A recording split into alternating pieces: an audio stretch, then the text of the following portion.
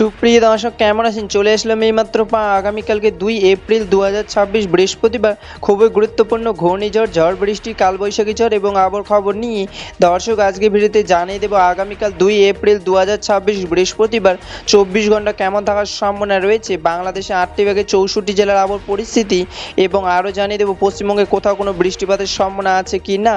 এবার জেনে নিই এক নজরে দর্শক। ইতিমধ্যে গত 24 ঘন্টায় আবহবিদ বাংলাদেশের সর্বনিম্ন তাপমাত্রা রেকর্ড করেছেন গোপালগঞ্জে 29 থেকে 30 ডিগ্রি সেলসিয়াস এবং আবহবিদ আরও জানিয়েছেন ইতিমধ্যে গোপালগঞ্জ, রাজশাহী, চট্টগ্রাম ও পঞ্চগড় জেলায় আকাশ মেঘলা এবং আগামী কয়েকদিন মেঘলা আকাশ থাকার সম্ভাবনা রয়েছে এবং পশ্চিমবঙ্গে আবহাওয়া অধিদপ্তর সর্বনিম্ন তাপমাত্রা রেকর্ড করেছেন হলদিয়া, বর্ধমান এবং রায়গঞ্জে 28 থেকে 29 ডিগ্রি সেলসিয়াস এবং পশ্চিমবঙ্গে বাঁকুড়া, বর্ধমান, মুর্শিদাবাদ, রায়গঞ্জ, মালদা, কলকাতা, হুগলি, হলদিয়া, খড়গপুর কয়েকদিন মেঘলা আকাশ থাকার সম্ভাবনা রয়েছে। দর্শক এবার সরাসরি চলে আসলে মেঘ বৃষ্টি স্যাটেলাইট পূর্বাভাস চিত্রে এবং এই মুহূর্তে দেখতে পাচ্ছি আজ এবং আগামীকাল 24 ঘন্টায় বাংলাদেশে 8টি বিভাগে 64 জেলার আকাশ মেঘলা থাকার সম্ভাবনা রয়েছে। আপাতত 24 ঘন্টা রংপুর, রাজশাহী, টাঙ্গাইল, সিলেট, চট্টগ্রামে হালকা মেঘ বৃষ্টি পড়ার সম্ভাবনা রয়েছে এবং পশ্চিমবঙ্গের রায়গঞ্জ, মালদা, মুর্শিদাবাদ, বাঁকুড়া, কলকাতা, হলদিয়া হালকা বৃষ্টি পড়ার সম্ভাবনা রয়েছে।